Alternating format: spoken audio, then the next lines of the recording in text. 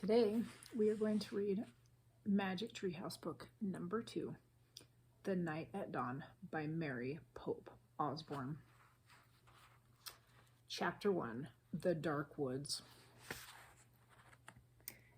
Jack couldn't sleep. He put his glasses on. He looked at the clock. 5:30. Too early to get up. Yesterday, so many strange things had happened. Now he was trying to figure them out. He turned on the light. He picked up his notebook. He looked at the list he'd made before going to bed. Found treehouse in woods. Found lots of books in it. Pointed to pterodon picture and book. Made a wish. Went to the time of dinosaurs. Pointed to picture of Frog Creek woods. Made a wish. Came home to Frog Creek. Jack pushed his glasses into place. Who was going to believe any of this? Not his mom, or his dad, or his third-grade teacher, Mrs. Watkins. Only his 7-year-old sister, Annie. She'd gone with him to the time of the dinosaurs. Can't you sleep? It was Annie, standing in his doorway. Nope, said Jack. Me neither, said Annie. What are you doing? She walked over to Jack and looked at his notebook. She read the list. Aren't you going to write about the gold medal? She asked. You mean the gold medallion, said Jack. He picked up his pencil and wrote, found this in dinosaur time. Aren't you going to put the letter M on the medal? Said Annie. Medallion, said Jack. Not medal. He added an M.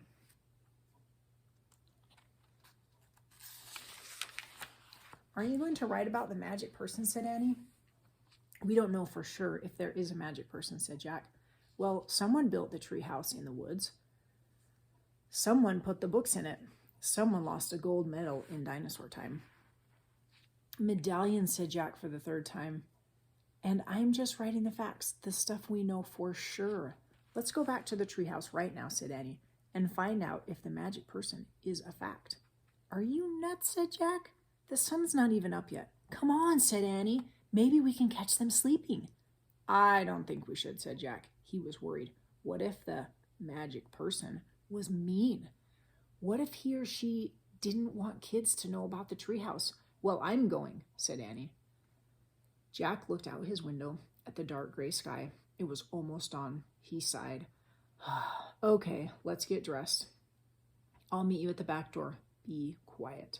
Yay, whispered Annie. She tiptoed away as quietly as a mouse. Jack put on jeans, a warm sweatshirt, and sneakers. He tossed his notebook and pencil in his backpack. He crept downstairs. Annie was waiting by the back door. She shined a flashlight in Jack's face. Ta-da! A magic wand, she said. Shh! Don't wake up Mom and Dad, whispered Jack. And turn that flashlight off. We don't want anyone to see us. Annie nodded and turned it off. Then she clipped it to her belt. They slipped out the door into the cold, early morning air. Crickets were chirping. The dog next door barked. Shh, quiet, Henry, whispered Annie. Henry stopped barking. Animals always seemed to do what Annie said. Let's run, said Jack. They dashed across the dark, wet lawn and didn't stop until they reached the woods. We need the flashlight now, said Jack. Annie took it off her belt and switched it on. Step by step, she and Jack walked between the trees. Jack held his breath. The dark woods were scary. Gotcha, said Annie, shining the flashlight in Jack's face. Jack jumped back. Then he frowned. Cut it out, he said. I scared you, said Annie. Jack glared at her. Stop pretending, he whispered. This is serious. Okay. Annie shined her flashlight over the tops of the trees. Now what are you doing, said Jack. Looking for the treehouse. The light stopped moving. There it was, the mysterious treehouse at the top of the tallest tree in the woods. Annie shined her light at the treehouse, then down the tall ladder, all the way to the ground.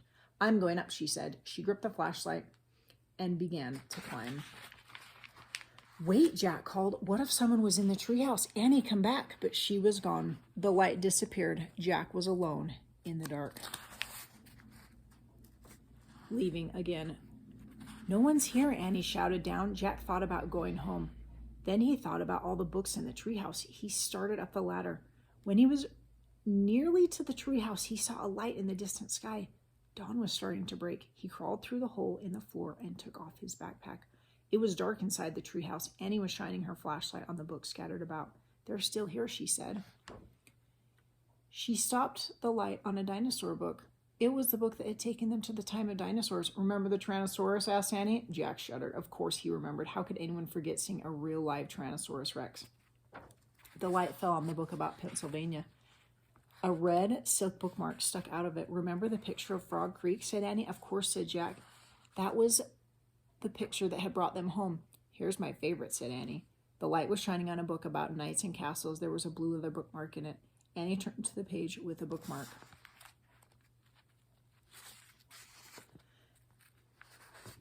There was a picture of a knight on a black horse. He was riding towards a castle. Annie, close that book, said Jack. I know what you're thinking. Annie pointed at the knight. Don't, Annie. I wish we could see this guy for real, Annie said. No, we don't, shouted Jack. They heard a strange sound. Neigh! It sounded like a horse neighing. They both went to the window. Annie shined the flashlight down on the ground. Oh no, whispered Jack. A knight, said Annie. A knight in shining armor, riding a black horse through the Frog Creek woods. Then the wind began to moan. The leaves began to tremble. It was happening again. We're leaving, cried Annie. Get down. The wind moaned louder. The leaves shook harder, and the treehouse started to spin. It spun faster and faster. Jack squeezed his eyes shut. Then everything was still. Absolutely still. Jack opened his eyes. He shivered. The air was damp and cold. The sound of a horse's whinny came again from below. Neigh! I think we're here, whispered Annie. She was still holding the castle book. Jack peeked out the window. A huge castle loomed out of the fog.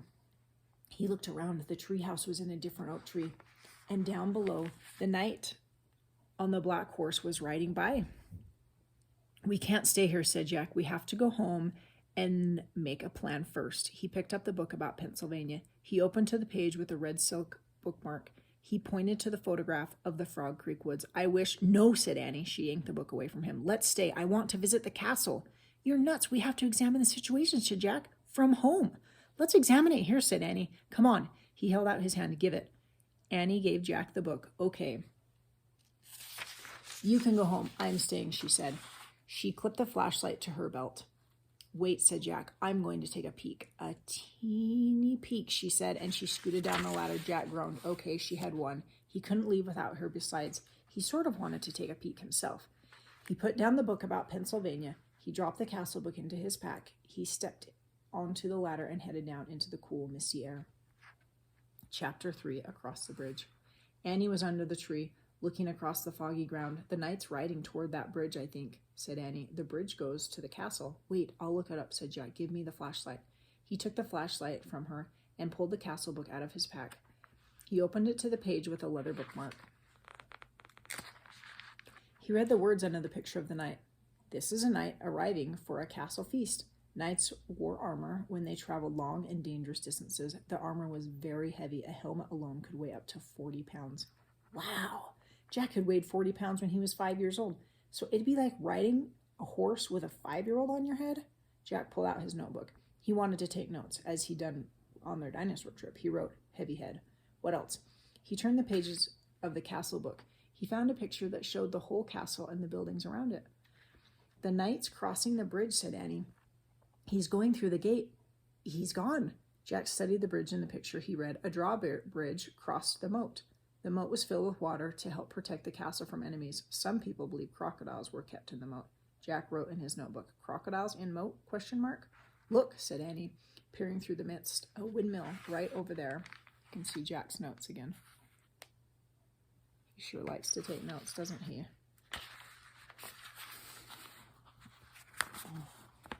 Yeah, there's a windmill in here too, said Jack, pointing at the picture.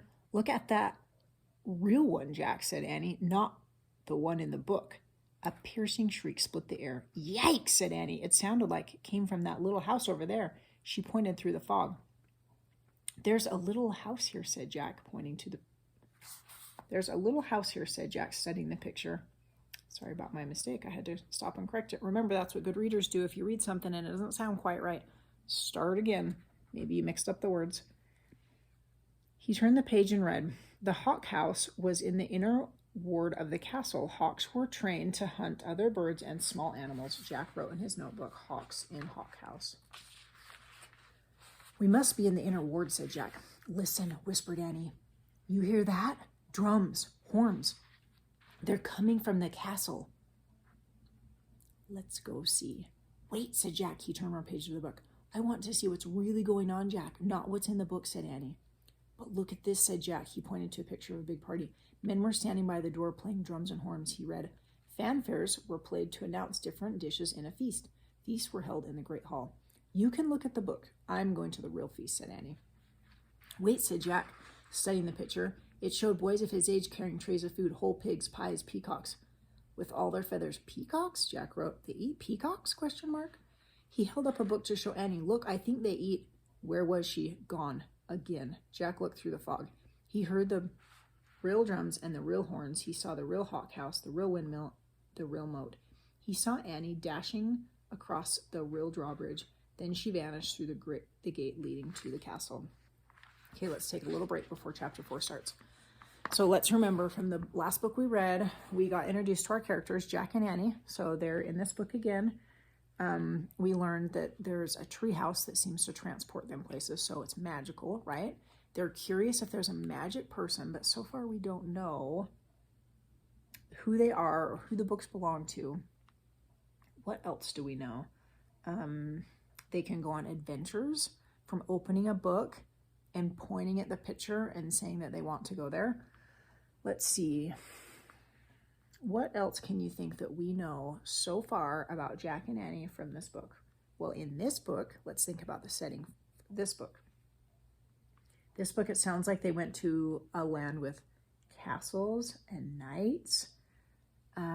So they started in Frog Creek Woods, and then they went in the magic treehouse to a land with castles, and they're going to a feast inside of the castle. So that's what's going on so far. So remember, whenever you're reading a book, every once in a while, take a little break to think about, okay, what's happening so far, and make sure that you can comprehend and make sense of what's happening so that you can keep track of what's going on in the story as you go. It makes it more fun, and you get to enjoy the adventure with the characters because you are paying attention to all the details all along the way. Chapter 4, Into the Castle. I'm going to kill her, muttered Jack. He threw his stuff into his pack and moved toward the drawbridge. He hoped no one would see him. It was getting darker. It must be night. When he got to the bridge, he started across. The wooden planks creaked under his feet. He peered over the edge of the bridge. Were there any crocodiles in the moat? He couldn't tell. Halt! Someone shouted. A guard on top of the castle wall was looking down. Jack dashed across the bridge. He ran through the castle gate and into the courtyard. From inside the castle came the sounds of music, shouting, and laughter. Jack hurried to a dark corner and crouched down. He shivered as he looked around for Annie. Torches lit the high wall around the courtyard. The courtyard was nearly empty. 2 boys led horses that clopped over the gray cobblestones. Nay! Jack turned. It was the knight's black horse. Psst! He peered into the darkness. There was Annie. She was hiding behind a well in the center of the courtyard. She waved at him. Jack waved back. He waited till the boys and horses disappeared inside the stable. Then he dashed into the well. Oops, sorry, I read that wrong. That didn't make sense. He would dash into the well. Let's go back and try that again. Then he dashed to the well. That makes more sense. I'm going to find the music, whispered Annie. Are you coming?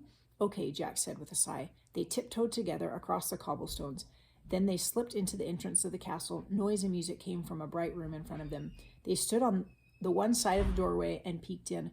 The feast in the great hall, whispered Jack. He held his breath as he stared in awe. A giant fireplace blazed at one end of the noisy room. Antlers and rugs hung on the stone walls. Flowers covered the floor. Boys in short dresses carried huge trays of food. Dogs were fighting over bones under the tables.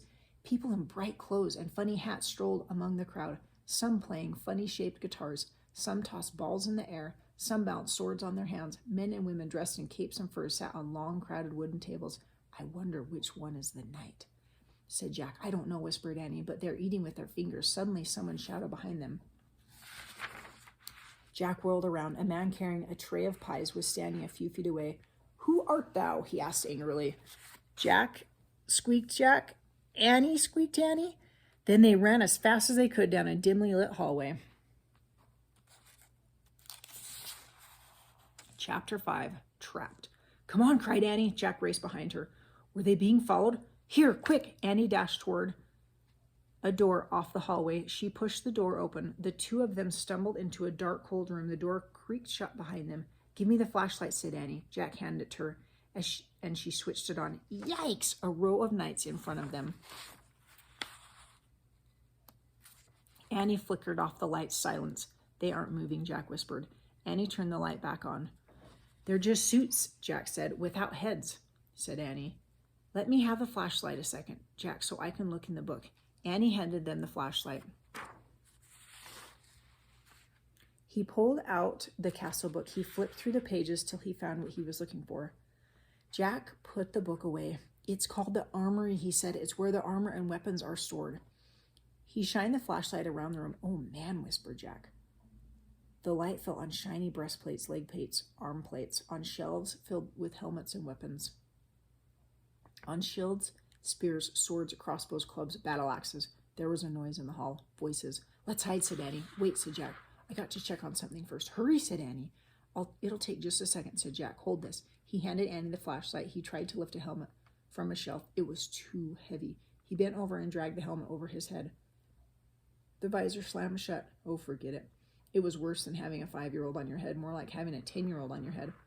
Not only could Jack not lift his head, he couldn't see anything either. Jack! Annie's voice sounded far away. The voices are getting closer. Turn off the flashlight. Jack's voice echoed inside the metal chamber. He struggled to get the helmet off. Suddenly, he lost his balance and went crashing into other pieces of armor. The metal plates and weapons clattered to the floor. Jack lay on the floor in the dark. He tried to get up, but his head was too heavy. He heard deep voices. Someone grabbed him by the arm. The next thing he knew, his helmet was yanked off. He was staring into the blazing light of a fiery torch. Chapter 6. Ta-da! In the torchlight, Jack saw 3 huge men standing over him. One with very squinty eyes held the torch. One with a very red face held Jack, and one with a very long mustache held on to Annie. Annie was kicking and yelling. Stop, said the one with very long mustache. Who art thou? Said the one with a very red face. Spies, foreigners, Egyptians, Romans, Persians, said the squinty-eyed one. No, you dummies, said Annie. Oh, brother, said Jack. Arrest them, said Redface. The dungeon, said Squinty Eyes.